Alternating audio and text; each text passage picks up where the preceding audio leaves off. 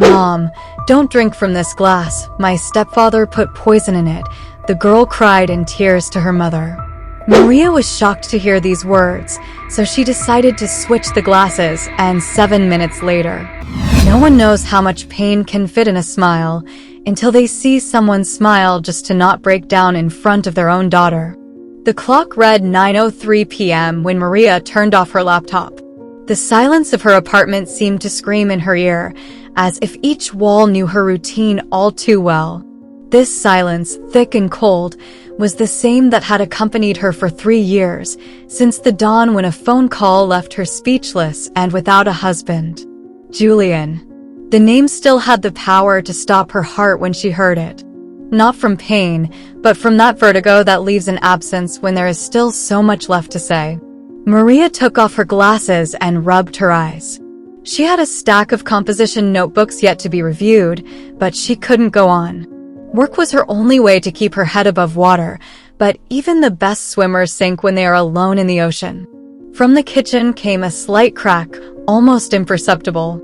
It wasn't the kind of sound that scares, but the kind that interrupts thoughts with a subtle reminder, you're not alone. Sol, her 10-year-old daughter, appeared in the doorway, clutching her oldest stuffed animal. The rabbit had a loose ear but was still her favorite. "Mom?" whispered Sol, as if afraid to interrupt something sacred. "What's up, love? Couldn't sleep? I wanted to know if we were going to watch The Adventures of Electronica today, like before." Before, when Dad, the sentence hung in the air, floating with the weight of the unspoken. Maria swallowed hard and nodded. "Of course. Go warm up a blanket." "I'll make the tea," she replied, with a tired smile that didn't reach her eyes. While Sol went to the living room, Maria put water in the kettle.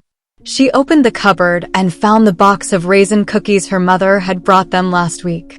She loved how Sol chose cookies the same way Julian did, always looking for the one with the most raisins. Sometimes, the simplest gestures reveal the deepest legacies. In the living room, Sol had already turned on the old TV and was carefully placing 2 cushions. Maria sat down beside her, and the girls snuggled under her arm. The warmth of her daughter's small body was the only genuine comfort left to her. "Do you think Dad is also watching the movie with us?" asked Sol, with that seriousness only truly smart kids can feign. "Yes," Maria said, squeezing her a bit tighter. "And he'd probably complain that the sound is too low." Sol laughed, but her eyes clouded over. Maria noticed. The girl never cried in front of her. It was as if they had signed a silent pact to protect each other from their own sadness.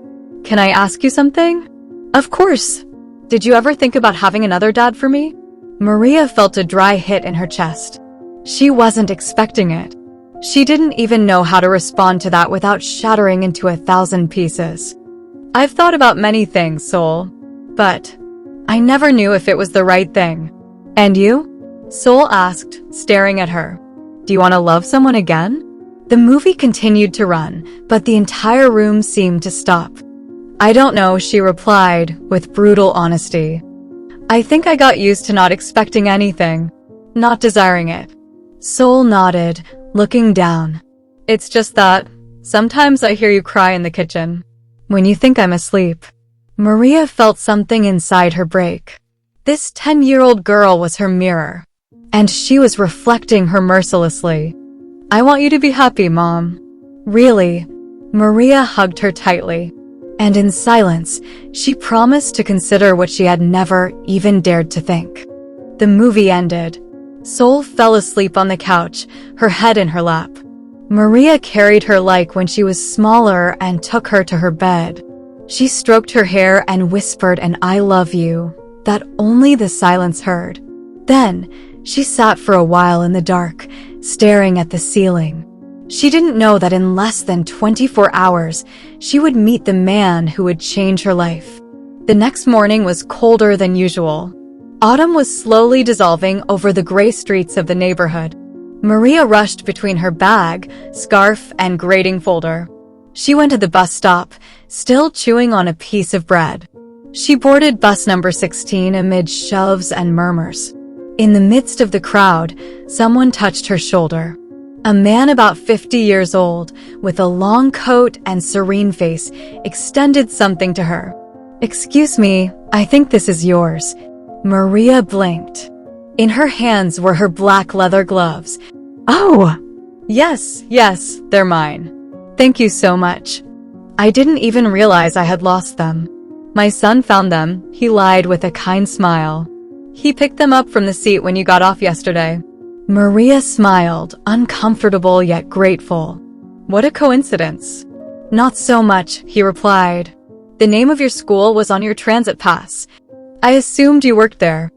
I came to return them in person." She hesitated. Her instinct screamed caution, but her loneliness pushed hard. "Thanks for the gesture," she replied. And just as she was preparing to leave, he stopped her. "Can I invite you for a coffee?" As an apology for the audacity of introducing myself without warning. Maria thought of Sol, the words from the night before, the promise she had made to the silence. And she accepted. They entered a small cafe with velvet curtains and a scent of cinnamon. The kind of place where time stops. Victor, that's how he introduced himself, ordered 2 coffees and 2 slices of chocolate cake. "I worked many years in construction," he said. "Now I'm in the supervision part. Engineering, basically. But I confess, there's nothing more fascinating than watching people." "From the cafe?" Maria asked, smiling genuinely for the first time. "From life. We all wear masks. And when one sits down to watch, some fall without needing to be pushed." She nodded. Her cup of coffee steamed between her fingers. Her gaze was less rigid. Victor spoke slowly in a low tone, but with confidence, as if he knew exactly what to say to make her feel secure. He talked about his wife, who died from a sudden illness. He confessed that they never had children, that he moved to a new city to start over. And although everything seemed perfectly calculated, Maria didn't perceive it that way. For the first time, someone spoke of loss as she understood it, without pity, without spectacle. They talked for almost an hour. They laughed little, but listened a lot. When they parted, he didn't ask for her number. He just said, "If we meet again, it will brighten my day. If not, it was an honor to meet you." And he left. Maria stood for a few seconds outside the place, breathing deeply. She wasn't in love. She wasn't ready. But she felt that something was different in the air, as if someone had opened a window after years. When she got home, Sol was drawing in her notebook. She looked up and her expression paused on her mother's face. She watched her for a long time, without saying a word. Then, in a low voice, like someone revealing an uncomfortable secret, she said, "Mom, I saw that man from afar and I don't like him." And in that moment, though she didn't know why, Maria felt the night become a bit colder. Sol looked down at the ground when her mother crossed the threshold. The expression on her face was not the usual one. There was something new, a slight curve on her lips, a softness in her eyes. It wasn't the usual smile with which she hid her fatigue or silence. It was different. It was dangerous. Maria hung her coat over the back of a chair and let her hair down with a long sigh, as if she had returned from another world. "How was your drawing, love?" "Finished," Sol replied, without looking up. "But I didn't like it." "I'm sure it's beautiful." "Show it to me later." Sol nodded without enthusiasm. Maria went to the kitchen to make some tea. As the water boiled, she stroked her own lips with her fingers, still with the memory of the warm air that lingered after her conversation with Victor. He hadn't touched her. He hadn't even tried anything more than a few careful words. And that was what most disturbed her. She didn't feel invaded. She felt seen. In a way she hadn't remembered since the last time Julian had told her, "You look beautiful," with his eyes, not with his lips. Sol dined in silence. Maria talked about trivial things, about a new student with poor spelling, about a colleague who had brought empanadas to the teacher's lounge. The girl responded with monosyllables, drawing on the paper tablecloth with a teaspoon. That was her language when she didn't want to talk. 2 days passed before Victor reappeared. He arrived with a plant in a clay pot, one of those that require minimal care but easily bloom. It was a calathea. Maria opened the door and was surprised to see him there, as if she hadn't imagined seeing him so soon. Victor didn't ask if he could come in. He waited silently with the plant in his hands and a serene smile. "I thought it might brighten up your window," he said, and Maria felt a twinge in her chest. No one brought her things with that intention. Sol watched from the hallway. She said nothing. Her mother invited Victor in, offered him coffee, and they talked for a long time in the kitchen. She talked about her class, he about a construction project near the downtown area. Each word seemed carefully placed, like pieces of a puzzle he already knew how to assemble. Victor didn't ask about Julian, nor did he pretend not to know there had been a story before him. His silence on the matter was elegant, but dense. In the following weeks, the visits became more frequent. Maria accepted his invitations to walk in the park, to have coffee, even dinner at a modest restaurant, but with candles on the tables. Each time she returned home, Sol studied her without her noticing. She looked for signs, patterns, something she could decipher. "Do you like Victor?" Maria asked one night as they washed dishes together. Sol didn't respond immediately. She scrubbed a plate harder than necessary, then said, "He's very proper. Is that good or bad?" "I don't know. I feel like he wants to be perfect." Maria chuckled softly. "And what's wrong with that?" "That no one is Mom." "No one." Maria was troubled by the response. Not by the content, but by the certainty with which it was spoken. Sol wasn't guessing. She was stating. And that left Maria in a vulnerable position, as if she were losing connection with her daughter without realizing it. One Sunday, Victor brought fresh ingredients and cooked for them. He prepared homemade lasagna with such detail that he seemed like a professional chef. Maria, surprised, couldn't stop smiling. Even the aroma seemed part of his strategy. Sol sat at the table without enthusiasm, biting her fork more than the food. "How was music class?" Victor asked, pouring himself some water. "Fine. Did you play something new?" "Beethoven." "Ah, the romantic of the furious." Sol looked at him directly for the first time. That phrase didn't fit. It wasn't a joke, nor a clear reference. It was as if he was trying to sound cultured without knowing exactly what he was saying. She noted that in her mind. Later, Victor offered to help her with her math homework. She accepted, more out of curiosity than necessity. He explained an exercise with technical words, but when Sol made an addition error, he corrected her with a frozen smile. "You have to pay attention, okay? Mistakes have consequences." He didn't say it sternly, but neither did he say it with sweetness. It was neutral, but his look was something else. Sol remained silent. After that night, the girl began to write in her diary more consistently. She narrated the details her senses captured, the way Victor touched objects in the house as if measuring their value, how he paused in front of Julian's photos with eyes that were not respectful, but evaluative. Maria was becoming more comfortable, and that comfort made her let her guard down.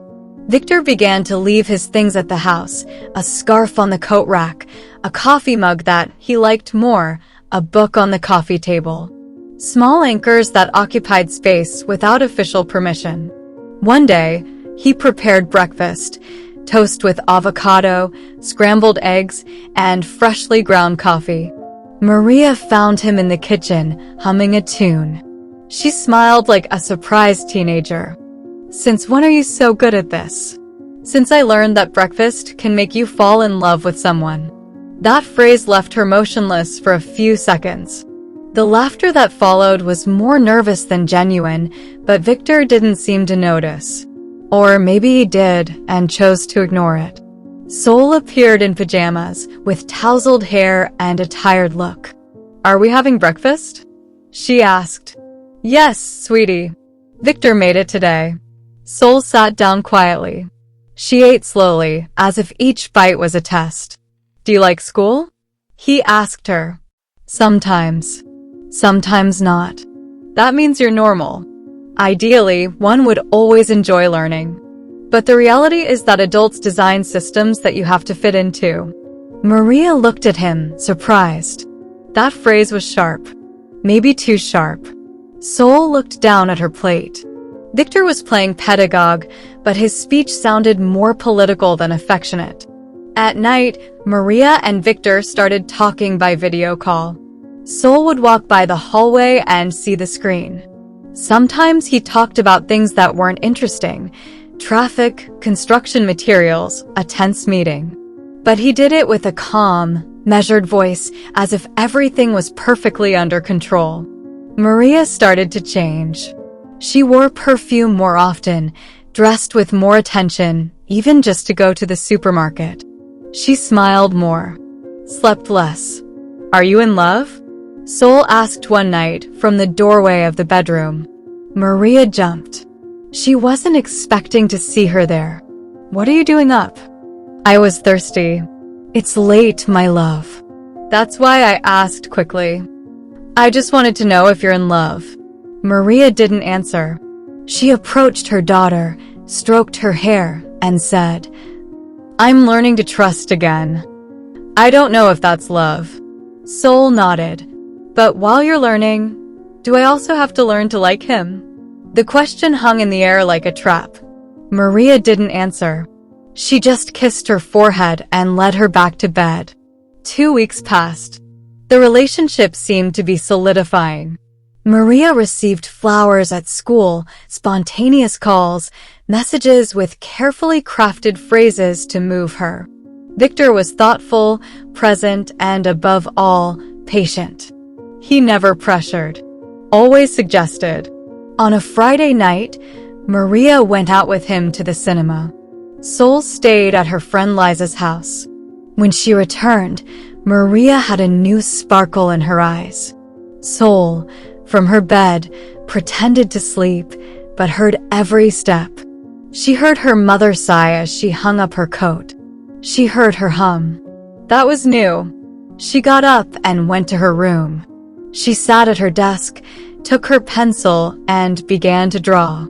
Faceless figures. Nameless shapes. Hours later, when it was late, she heard a soft sound in the hallway. She approached the slightly open door. Her mother was in the kitchen, and Victor, who had come to drop her off after the date, was in the living room. But he wasn't looking towards the kitchen. He stared intently at Maria's phone on the table. He picked it up, turned on the screen, moved his finger. His face didn't show surprise, but concentration. He didn't seem like a man checking out of curiosity. He seemed like someone searching for something. Sol didn't breathe, didn't move. Her pencil fell to the floor, but it made no noise. Victor put the phone back just as he heard Maria's footsteps returning. "Everything okay?" she asked. "Perfect," he said with a smile. Sol carefully closed the door. She sat back at her notebook, but couldn't continue the drawing. That night, she wrote in her diary a single sentence. "The perfect man never looks at someone else's phone in the dark." On Monday morning, Sol didn't touch her breakfast. She looked at it as if the toast and the glass of juice were part of a choreography she no longer wanted to dance. Maria noticed it but didn't insist.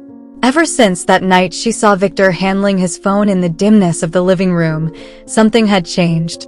She felt it in the air, in the way the silences grew heavier, in the glances that turned away before meeting. Victor continued appearing almost daily, increasingly settling into their routine. He was no longer just a visitor, he was a presence, an echo beginning to fill the house. That week, Victor brought a bouquet of white lilies. Maria opened the door with still damp hair, wrapped in her robe, surprised. He raised the flowers with a controlled smile, the smile that never showed his teeth. For you. I thought they might brighten your morning. Maria accepted them, thanked him, and invited him in. Sol watched them from the stairs. She had a crumpled paper in her hand, but her attention was on his gestures. How he touched the cup. How he looked at her while she spoke. How he seemed to measure every word before saying it. That night, Maria cooked pasta. Victor brought wine. They didn't drink much, but he always insisted on small toasts. To life. To reunions. To second chances. Dinner proceeded calmly, wrapped in conversations about books, classes, projects, and plans. Until dessert arrived at the table. A simple caramel flan. Victor settled in the chair, cleared his throat, and took a small velvet box from the pocket of his coat. He didn't kneel. He didn't make a theatrical speech. He simply opened the box and let the ring catch the light. Maria, he said, I know not as much time has passed as most would consider reasonable. But life has already taught me there are no formulas. No guarantees. Just decisions. She looked at him, motionless. I want to build something with you. With you and Sol. I don't pretend to take Julian's place. I just want to be where you decide to let me in. It's not a fairy tale promise. It's commitment. It's future. It's protection. Maria lowered her eyes to the ring. It wasn't ostentatious. White gold. A discreet stone. Elegant. She took a deep breath. She wasn't sure. There were no butterflies in her stomach. No overwhelming excitement. But there was a strange calm, a possibility of stability. Doubt was a shadow, but the fear of being alone was an ocean. Yes, she said quietly. I accept. Victor didn't smile immediately. He nodded as if expecting that answer with the certainty of someone who knows the anticipated outcome. He took her hand, placed the ring on it, and slowly kissed her knuckles. Then, he raised the glass. To us. Sol, from the stairs, saw the ring's reflection in the dining room light. And something in her stomach clenched as if she had just bitten into a lie. The following days were a mixture of contained euphoria and hasty decisions. Victor wanted to handle everything. Restaurant, decoration, music, even invitations. Maria tried setting boundaries, but he always had the perfect answer, a logical argument. Sol noticed everything. How her mother started giving in. How her opinions weren't as firm anymore. One afternoon, while preparing envelopes for guests, Sol approached her mother and asked to speak privately. Maria took her to the bedroom, closed the door, and they sat on the bed. What's wrong, darling? I want to ask you something. Before the wedding. Of course, tell me. I want to know Victor better. Really know him. Not with you both always beside me. I want to talk to him. Listen to him. See how he is when you're not watching. Maria opened her eyes, surprised. Why Sol? Because if he's going to be part of our lives, I need to know if I can trust him. The phrase stabbed Maria's chest. For a moment she considered refusing, telling her it wasn't a child's business. But then she saw her expression. The firmness. The tone. It wasn't a tantrum. It was a reasoned request. All right, she finally answered. I'll ask him to come to speak with you. You and him, without me. Sol nodded but didn't smile. There was tension in her neck, in how her fingers pressed the edge of the blanket.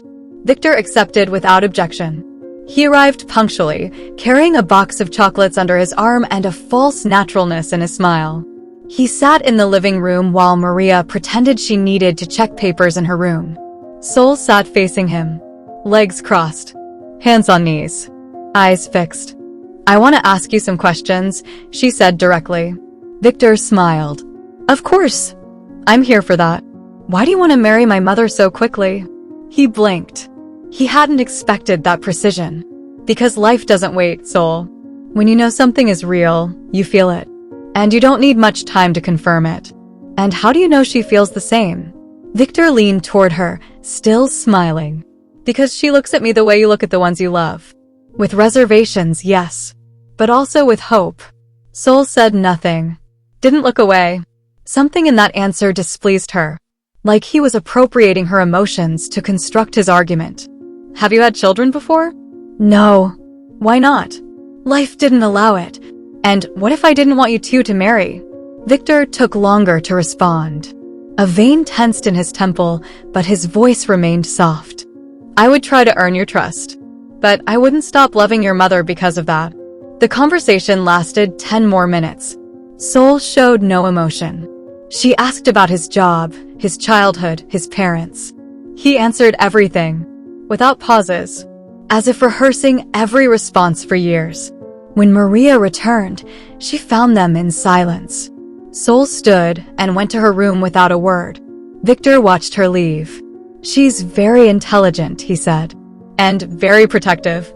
I know, Maria responded, feeling a lump in her throat. Preparations continued. Victor hired a photographer he knew, chose the restaurant, insisted Maria not wear white since it wasn't her first marriage. Exhausted, she accepted each suggestion with less resistance. Her college friend Clara tried speaking with her. Are you sure about this? She asked as they drank coffee at school. It's not about being sure. It's about trying, Maria answered. Trying isn't the same as surrendering because you're afraid of being alone. Maria didn't reply. She looked out the window. It was raining. 2 nights before the wedding, Sol couldn't sleep. She went for water. Passing the living room, she heard voices. Stopped. The door was ajar. Victor spoke on the phone, his tone low, almost a whisper. No, she's not ready yet. But soon she will be.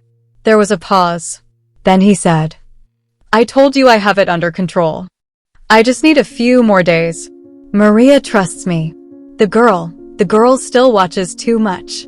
Sol backed away slowly, trembling. Something inside her lit up like an alarm.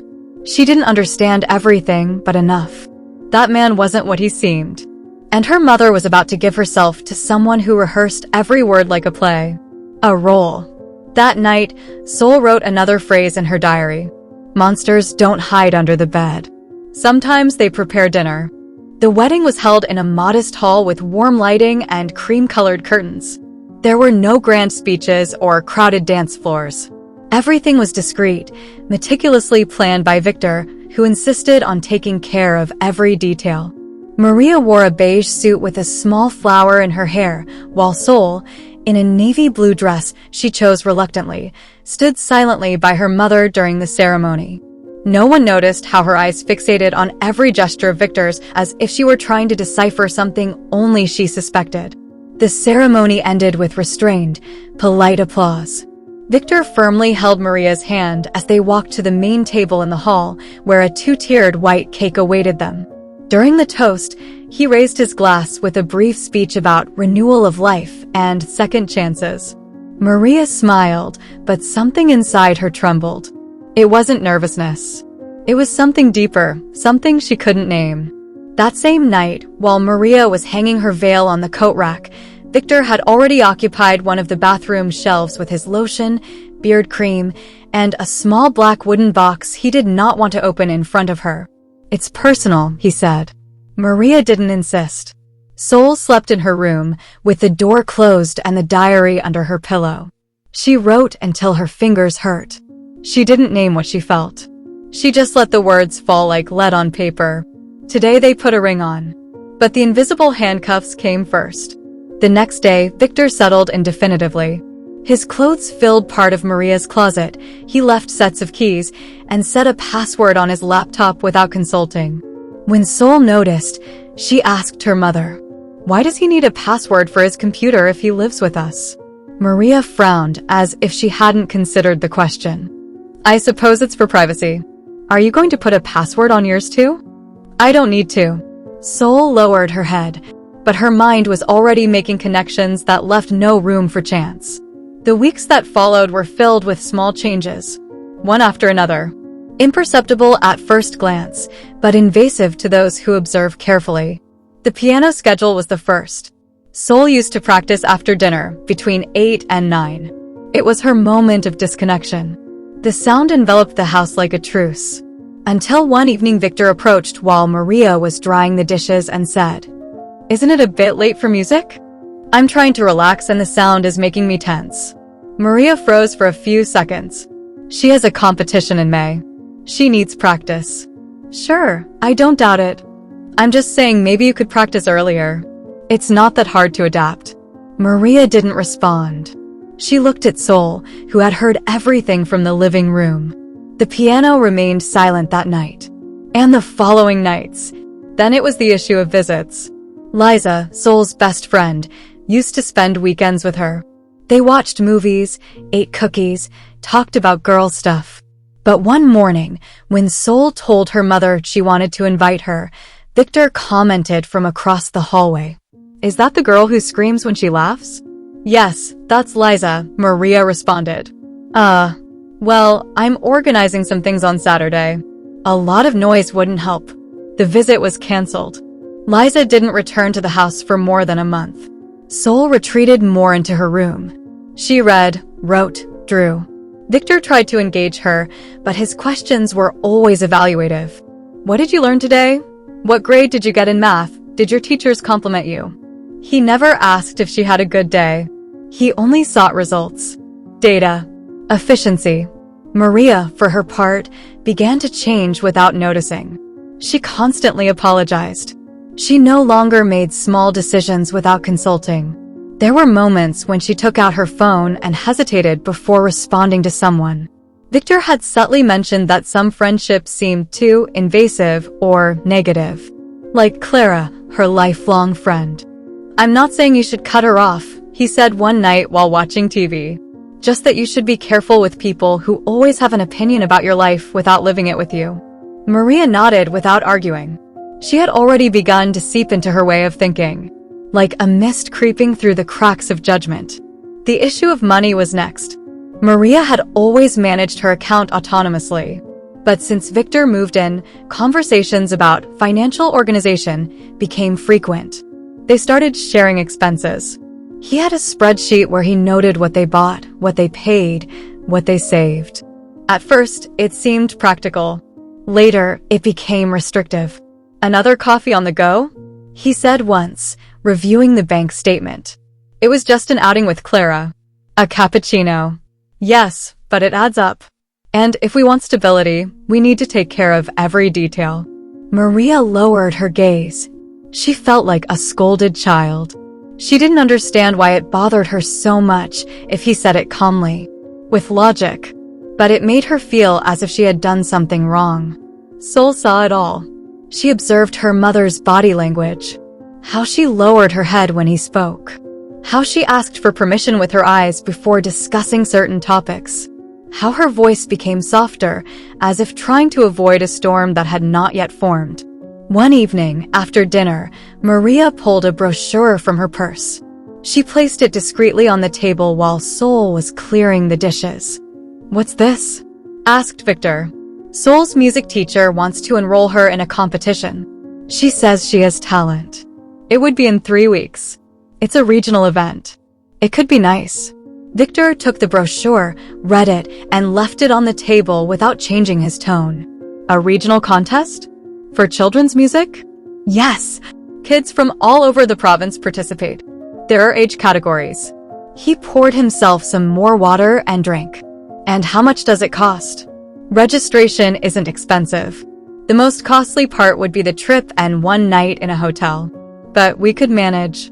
Maria, think about it. These are extra expenses. Just when we are reorganizing our family economy. Plus, Sol hasn't been getting the best grades lately. Do you think this is the best time to distract her with this? Her grades are fine. She just dropped 1 point in math. That's enough. We can't encourage mediocrity. Maria felt the sting of that word. Mediocrity. As if her daughter's passion for music was a waste of time. It's not mediocrity, Victor. It's art. It's what she loves. And that's fine. But loving something doesn't mean we should reward it all the time. Sometimes love is also discipline. Boundaries. Maria didn't respond. Sol, from the hallway, had heard everything. Her face was flushed. She entered her room and shut the door. She took her notebook. She didn't cry. She wrote, with a trembling hand. He is not who he says he is. I know. And Mom is forgetting who she was. That night, Maria knocked on her daughter's door. She entered with a hot tea in her hands. I'm sorry, she said in a low voice. I know you wanted to participate, but I think now is not the best time. We'll do it later, okay? Sol didn't respond. She didn't look at the tea. She didn't look at her. She just said, "It's not about that anymore, Mom. What is it about then?" Sol looked up. Her eyes were tear-free but full of fire. "About you. About how you're fading away." Maria didn't know what to say. She left the tea on the nightstand and left the room without closing the door. That night, she dreamed of Julian for the first time in months. They were in a park. He was holding Sol's hand. He was saying something she couldn't hear. When she woke up, her cheeks were moist. Outside, in the kitchen, Victor was checking his phone.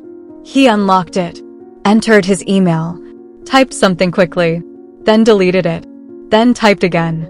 Sol, from her room, wasn't sleeping. She knew something was coming. Something that wouldn't have music. No happy endings. Just the echo of a truth no one wanted to see. Because sometimes, love is just the most elegant form of manipulation. And the most effective cages are those adorned with flowers. Dawn filtered a gray light through the bedroom curtains as Maria opened her eyes. Beside her, Victor breathed with the calm of a satisfied man, as if the whole world were exactly as he wanted it. Maria, on the other hand, felt a dull pressure in her chest, as if something invisible had been weighing on her for days. She had dreamed of Julian again, but this time, he wasn't smiling. She saw him through fogged glass, as if he were trying to warn her about something it was already too late to prevent. She sat up in bed. The phone read 6:43. She put on a robe, slipped out quietly, and headed straight to the kitchen. She needed coffee. She needed silence. Upon arriving, she stopped. On the table was a folded sheet of paper. She recognized her handwriting. It was a copy of the bank statement she had printed the previous week and had locked in her desk. She picked it up. On the back, there was a note written in red ink. A number, a subtraction, a calculation. It wasn't hers. She slipped the paper into her pocket, her heart beating erratically. She heard footsteps behind her. It was Victor. He entered the kitchen with a sleepy smile. "Coffee this early?" "I couldn't sleep," she replied, not looking at him. "I left you a note about the card expense," he said, as if it were the most normal thing in the world. That double charge from the supermarket seemed strange. "Did you go into my desk?" "No." The document was on top. "I thought you'd left it there." It wasn't on top. She had put it away. She closed her eyes for a second. She wanted to believe him. Wanted to think she remembered it wrong. But she didn't. Sol had breakfast alone in her room. She had stopped joining them at the table since the argument about the piano competition. Maria noticed, but said nothing. She felt that every conversation with her daughter was a minefield. That morning, while preparing her lesson at school, Maria got distracted. She read the same sentence in an essay 4 times. A colleague approached and asked if she was feeling okay. "I didn't sleep much," she replied with a tense smile. Nothing serious, but her mind was elsewhere. On the paper with the red number. On the keychain she noticed had changed. On the bank app that showed a recent login from a new device. That night, while she was washing dishes, Sol walked into the kitchen. Her face was pale. She was holding a folder. "I saw Victor going through your papers," she said in a low voice, almost a whisper. Maria left the plate in the water without turning around. "Where?" "In your drawer. The one with your underwear." He took something out, read it, and put it back. "I was at the door. He didn't see me." Maria clenched her jaw. The silence lasted several seconds. Finally, she turned around. "Sol, sometimes you see things through your emotions. You might be misinterpreting. I'm not making it up. I don't want you to believe me because I'm your daughter. I want you to believe me because you also know something isn't right." Sol's tone wasn't childish. It wasn't a plea. It was a statement. An accusation without anger, but full of truth. Maria didn't know what to say. That night, she didn't sleep. She tossed and turned in bed while Victor snored lightly beside her. She felt a growing distance between her and her daughter, but also a shadow between her and her husband. And in the middle of that crack, she was beginning to fall without knowing how to stop. things started to spiral more quickly. At home, Victor began commenting on Maria's clothes. One day he told her that blue sweater made her look older.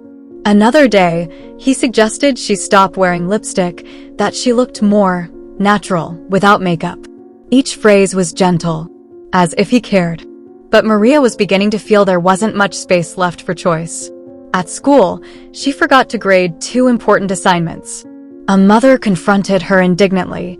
Maria apologized, but inside, she felt like everything was slipping away.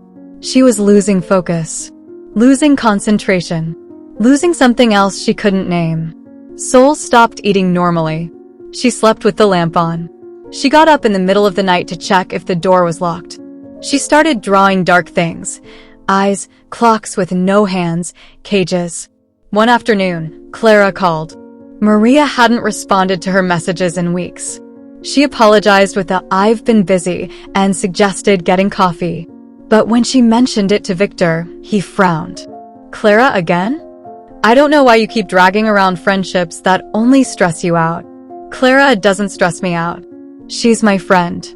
She criticizes you all the time, always with her opinions disguised as advice. Have you noticed how tense you get after seeing her? Maria felt the blow, as if she had swallowed a stone.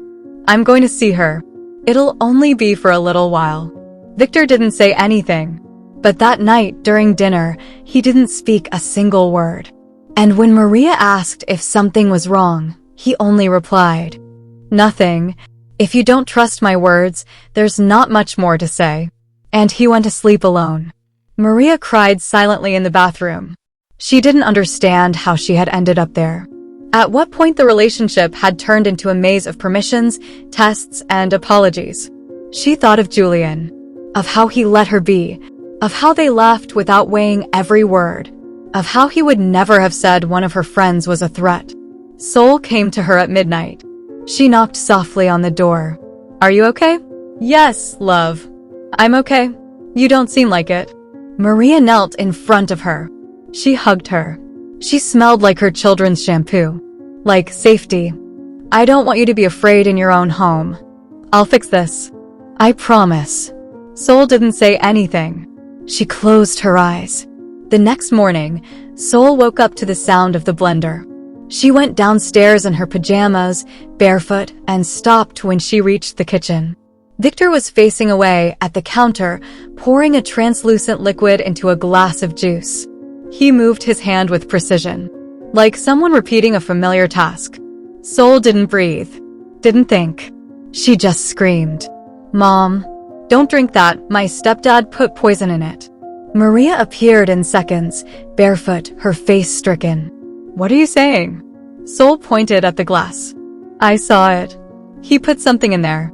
I saw it. Victor turned slowly. His expression was one of perfectly calculated surprise. What are you talking about, Sol? Are you okay? I saw what you did. I saw it. Maria looked at the glass, then at him, then at her daughter. Time seemed to stop. The air in the kitchen was thick. No one spoke for 10 seconds that felt eternal. Victor broke the silence. This is serious, Maria. I can't stay in a house where I'm being accused of poisoning. Maria didn't respond. She took the glass, sniffed it. She didn't detect anything strange. But her hands were trembling. Her daughter wasn't lying. She knew it by the way her eyes didn't move. She wasn't pretending. What did you put in the glass, Victor? He laughed quietly. Are you really asking me that? Yes, I'm asking you. He looked at her for a few seconds, then lowered his gaze. It was a vitamin. I always keep them in the drawer. I read they were good for stress. I wanted to help without bothering. I didn't think it would cause this. Sol shook her head. It wasn't a vitamin. The bottle was dark. It didn't have a label. Victor shrugged, then looked for the bottle. It's probably in the trash. Maria went to the trash can. She searched. There was no bottle. Nothing. The silence returned. Only this time, it hurt more. Sol went to her room without waiting. She closed the door, opened her journal, and wrote with the heaviest stroke of all. The wolf stopped wearing a disguise. Only Mom still refuses to look. Maria stood still in front of the glass. Her daughter had shouted with a certainty that left no room for imagination. It wasn't a tantrum. It wasn't a prank. It was a warning, a cry born of instinct. The liquid in the glass looked normal, but something felt off.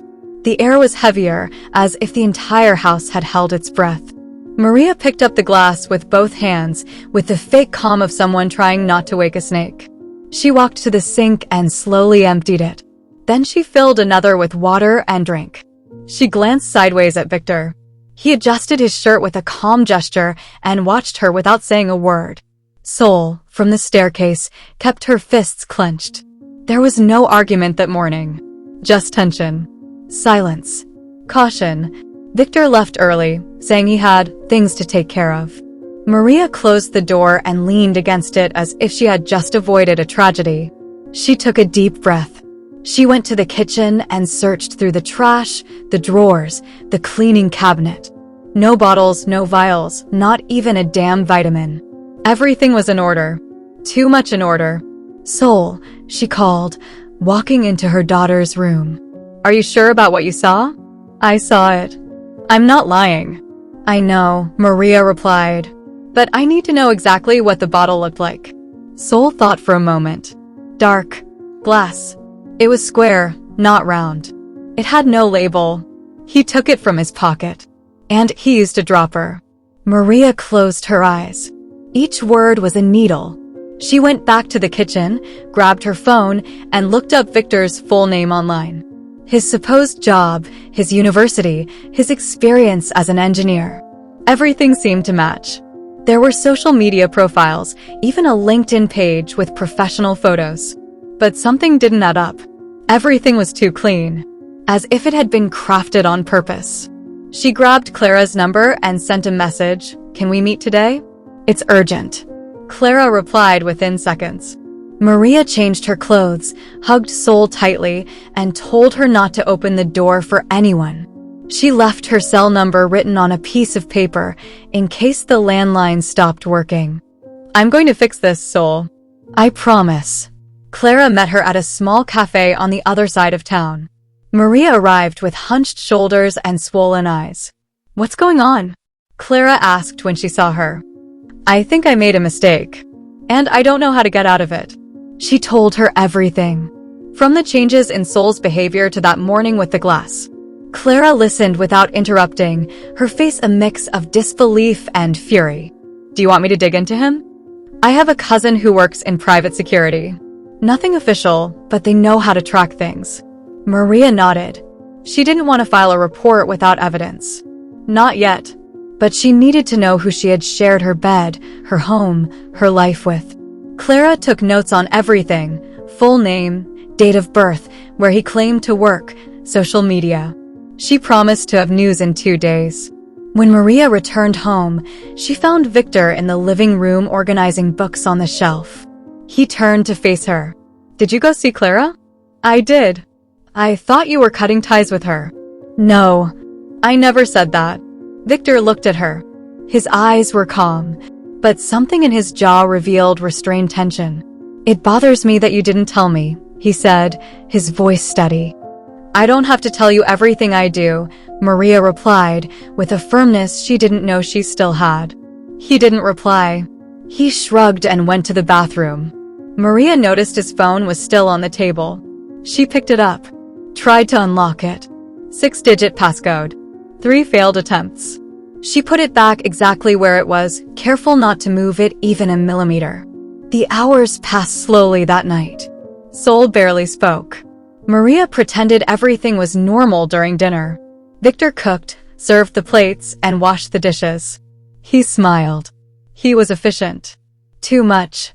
That perfection was starting to scare her more than anything else. 2 days later, Clara called. We have something, she said without preamble. His professional profile is legitimate, but the academic credentials don't match. There's someone with the same name in the university database, but with a different photo. Looks like he bought a fake degree. Also, his company's registration number was deactivated 3 years ago. No tax activity since then. Maria felt the ground shift beneath her. Clara continued. And the worst part, he moved cities after being reported for psychological harassment. There was no trial. The woman dropped the charges. But there's a file. It's sealed, but it exists. Maria thanked her, hung up, sat on the kitchen floor. She looked at the clock. Victor would be home in half an hour. Sol came closer. What happened?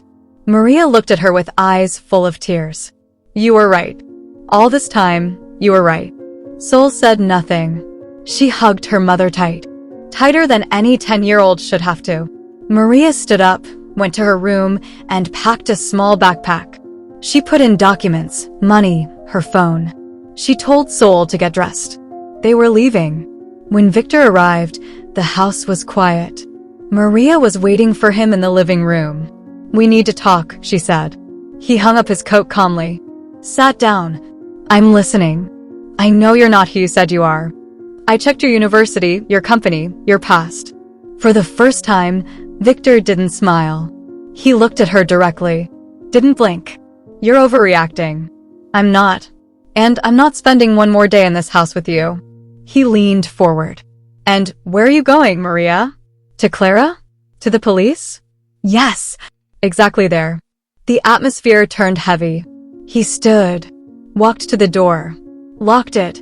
You don't know what you're doing, he said, in a tone she'd never heard before. I do. And I know who you are now. And I'm getting you out of my life. He looked at her. There was a moment of absolute tension. Then he looked down, walked to his room, took his suitcase, packed silently. 20 minutes later, he left without looking back. Maria called the police that same night, filed an official report, gave them all the information Clara had found. But the officer on duty was clear. There's no proven crime, no evidence of poisoning, no assault, just suspicions. We can't take action yet, but we'll log it. Maria left the station holding Sol's hand. The early morning air was cold, but for the first time in weeks, she breathed without fear. When they got home, her phone buzzed. A message. Unknown number. You shouldn't have done that. Maria stared at the screen for minutes. Then she turned off the phone, closed all the windows, locked the door, and slept hugging her daughter with her eyes open. Because the wolf was gone, but not without leaving his fangs etched into the walls. Maria hadn't truly slept since that night. The message on her phone contained no insults, no explicit threats, not a single grotesque word. Just a phrase, clean, sharp, written with the same care a surgeon uses to make an incision. You shouldn't have done that. No signature. It didn't need one. The voice behind those letters was etched into her memory, into her skin, into the heavy air that had filled the house for weeks. She knew Victor was gone, but his presence still clung to the objects. The ceramic mug she hadn't been able to throw away. The books on the shelf that still carried his scent. The couch cushion that wouldn't return to its original shape. Absence wasn't liberation. It was a more sophisticated kind of shadow. She had the locks changed that same day, installed a second deadbolt on the front door, and ordered a reinforced chain for the back one. She also had a security camera installed in the hallway of the building, connected directly to her phone. At first, she felt paranoid, but every time she doubted herself, she repeated the same thing. This is not exaggeration. This is protection. Sol was quieter than usual. She no longer wrote openly in her journal. She kept loose sheets in envelopes hidden beneath her mattress. Maria noticed she slept with the lamp on, something she hadn't done since she was 6 years old. And when Maria asked, the girl would answer in monosyllables. She wasn't upset. She was alert, as if living in a constant state of readiness for an invisible emergency. Nights were the worst. Maria would turn off the lights, get into bed, and try to close her eyes. But her body wouldn't obey. Every noise from the street, every creak in the wood, every vibration from her phone would set her heart racing. One early morning, she swore she heard footsteps on the roof. She got up with a flashlight, checked every room, Every window, every door. Nothing. But when she returned to bed, she found the kitchen curtains swaying. There was no wind. She closed the door and didn't sleep again. The following Monday, Maria missed work for the first time in years. She called the school principal with a firm but trembling voice. "I need a few days. There are personal matters I have to take care of." The principal didn't ask any further questions. She knew something wasn't right. Maria's voice was different. Her emails over the past few weeks had been brief, her responses in meetings mechanical. Maria walked Sol to school as always. She wouldn't have said it out loud, but walking down busy streets gave her a false sense of safety. She avoided alleys, looked over her shoulder every 20 meters, pretended to talk on the phone when someone walked behind her for too long. Her paranoia wasn't unfounded. It was memory. That night, while Sol did homework at the table, Maria was going through some old documents she found in a filing cabinet. She was looking for a distraction. But among the papers, she found something she didn't remember keeping: a drawing. It was a portrait of her, Sol, and Julian. The three of them were in the park, like in the old photos, but there was a fourth face, featureless, drawn in black pencil in the background.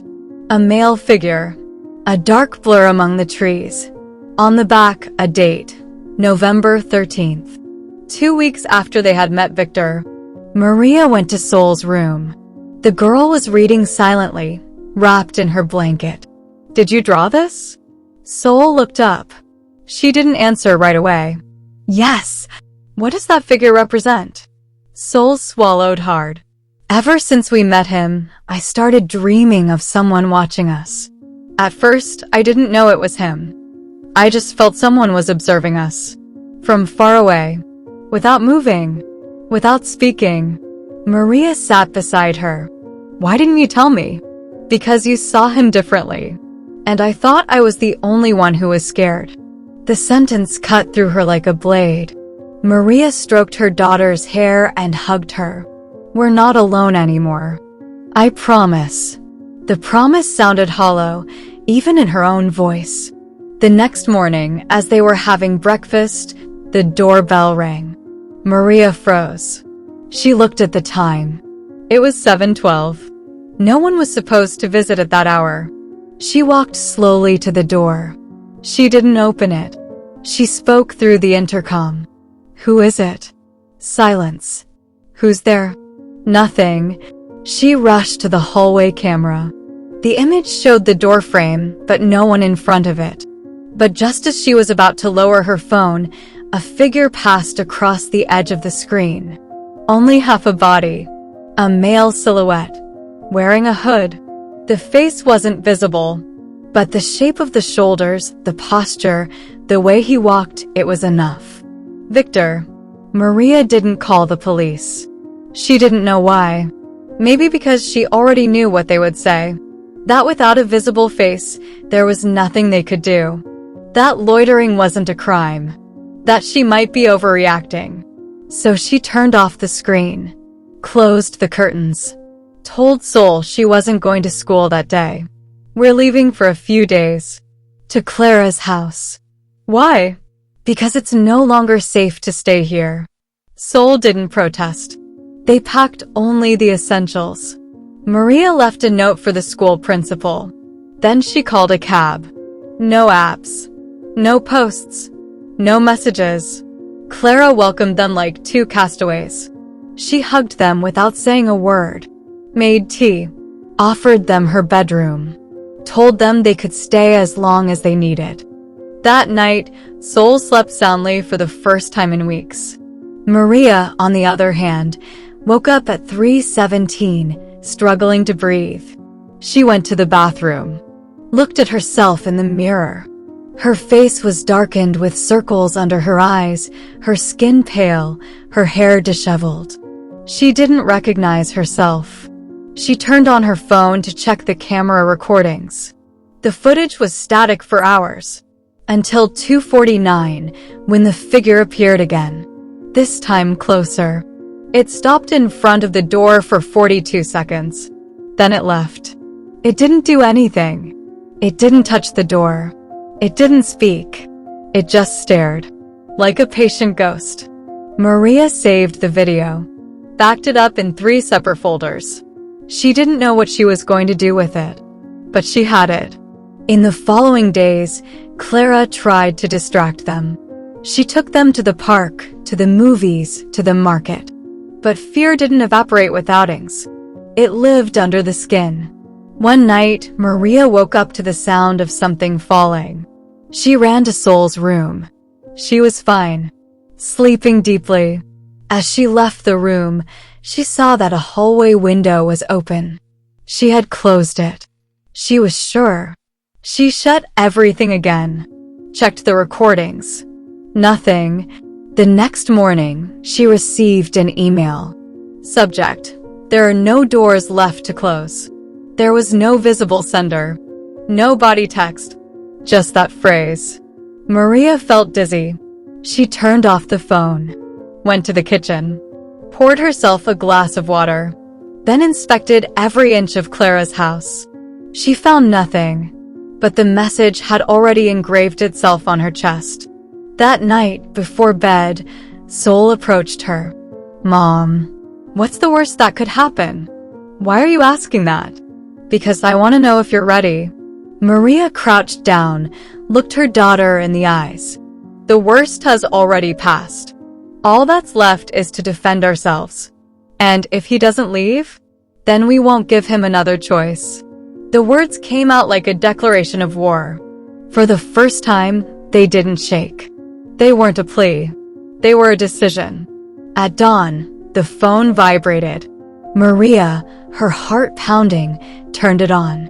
A camera notification. Motion detected in the hallway. She played the video. A hooded man. This time, he stopped in front of the camera. He lifted his head. He didn't show his face, but he left something on the floor. An envelope. Maria zoomed in on the image. The envelope had a symbol drawn on it. A spiral. The same one she'd seen in Sol's diary. Page 23. The one that talked about the dream with the faceless man. She turned off the phone, went to the room, sat beside her daughter, stroked her hair. "We're leaving, Sol. This time for good." Sol opened her eyes, half asleep. "Where?" "Somewhere he'll never find us. We're going to disappear before he does." Sol nodded, closed her eyes. Maria didn't sleep again. Because when a predator doesn't attack, it watches. And the most dangerous thing about a wolf isn't when it growls. It's when it waits.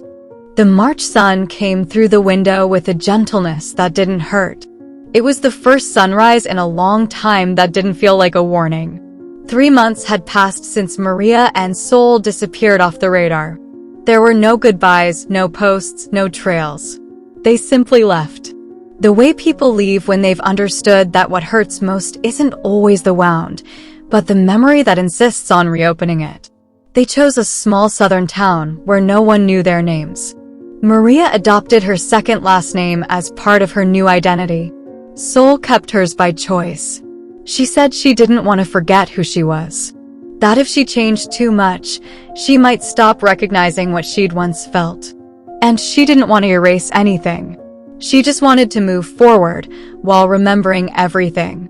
The house they rented was modest, with a white fence and a garden with 2 lemon trees. Maria worked mornings at a community school teaching literature.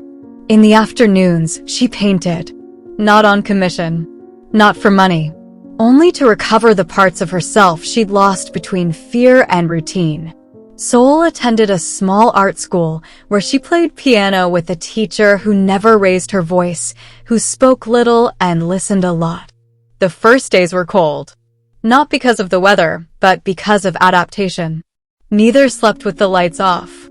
Maria still jumped at the sound of footsteps behind her. Sol still checked the door lock twice before bed. But gradually, the rituals stopped being compulsive. They became conscious acts of self-care. The difference between living in fear and living with memory. The email Maria received a week after moving had no subject. Just one line, "I'm sorry." She didn't know if it was from Victor or someone else. She didn't reply. She didn't block it. But she didn't share it with Sol either. She learned that some apologies don't need answers, because there are bridges that don't deserve reconstruction. One morning, while Maria was grading papers in the kitchen, she heard Sol practicing. The melody was intense, elegant, yet filled with restrained sadness. It was a piece by Rachmaninoff. Maria paused to listen, pen hovering over paper. She closed her eyes, letting each note cleanse a layer from her chest. When it ended, Sol walked in, her hands slightly trembling. "It's for the contest," she said. "How do you feel?" "As if I'm playing all the things I can't say." Maria smiled. She said nothing more, because she understood. The date of the contest arrived sooner than expected. It was held in an old auditorium with high ceilings and red velvet seats. There were children from everywhere. Parents, grandparents, teachers. Maria and Sol arrived early. Sol wore a white blouse and a gray skirt, her hair braided, something she'd done herself in front of the mirror. Maria didn't help her. Sol didn't ask. When Sol was called to the stage, she walked calmly, like someone who had learned to carry her own fear. She sat at the piano, took a breath, and closed her eyes for a moment. Then she began to play. The audience sank into the sound. The melody was a story without words, a confession without judgment, an open letter to those who can read the soul. When she finished, there were a few seconds of silence before applause. Not because the audience doubted, but because they were processing what they'd just felt. Maria stood up. She didn't clap immediately. She just looked at her daughter, with pride, relief, and something harder to describe. Love that knows how fortunate it is. Sol took third place. She received a diploma, a medal, and a handwritten letter from the contest director congratulating her for the most honest interpretation of the competition. Maria hugged her tightly when she stepped off the stage. "You were there, weren't you?" Sol asked quietly. "Yes, Dad was too. I felt him." Maria didn't answer. She simply closed her eyes. At the next school exhibit, Maria presented a series of watercolors by her students. But among them, one stood out, a painting by Sol. 3 figures holding hands. A woman, a girl, and a man with a golden halo. His face was blurred, yet full of light. At the bottom of the drawing was a phrase written in pencil, "He's always with us." That night, Maria found Sol in the kitchen, eating yogurt straight from the container. "Do you know what the hardest part was?" Maria asked, sitting in front of her, not knowing who to trust. "No. It was not trusting myself. Not trusting what I felt. What you saw before I did." Sol lowered her spoon. "I didn't know with my mind. I felt it. He didn't look at you with love. Dad did." Maria let her tears fall without apologizing. There were no final words. Just a long silence, full of understanding. That night, for the first time since everything began, Maria turned off the light before bed. She left no lamps on. She didn't check the door 3 times. She simply lay down and closed her eyes. She dreamt of Julian. She saw him in the old kitchen, cutting vegetables as he always did. He turned around, looked at her, and said, "She's braver than both of us combined. Don't let her grow up afraid." When Maria woke up, the sun was streaming through the window. Sol was already awake, drawing in her notebook. Maria got up, walked over, and sat beside her. "What are you drawing?" "A house with big windows, so lots of light can come in." "And what's inside?" "Us. And him. But he's not in the background anymore. This time, he's with us." The story ended there. Not with a movie-style happy ending, but with something real. A mother who learned to listen. A daughter who dared to speak. A home rebuilt from ruin, brick by brick, without seeking perfection. Just peace. Because not every second chance is good. Sometimes what you need most isn't starting over with someone else, but starting over with yourself. And understanding that love, when real, never needs disguises. Only truth. And silence when the heart knows. And in that silence, soul. Her name. Her essence. Her strength. The girl who understood what adults forget. That instinct is the voice of those who love without conditions. That the heart, when listened to in time, can save your life. And that some loves don't end. They just change shape. Like the sun. Even when it hides, it always returns. Always. What did you think of this story? Tell us in the comments, what would you do in a similar situation? Please like the video, subscribe to the channel, and share this video with your friends or family to show support. It motivates us to keep bringing you touching stories almost every day. Don't miss the next surprising narrative that's about to appear on your screen. We greatly appreciate having you here with us. Click on the links now appearing on your screen. We have an exclusive selection of captivating stories and guaranteed entertainment, especially for you. We'll see you in the next video. Take care.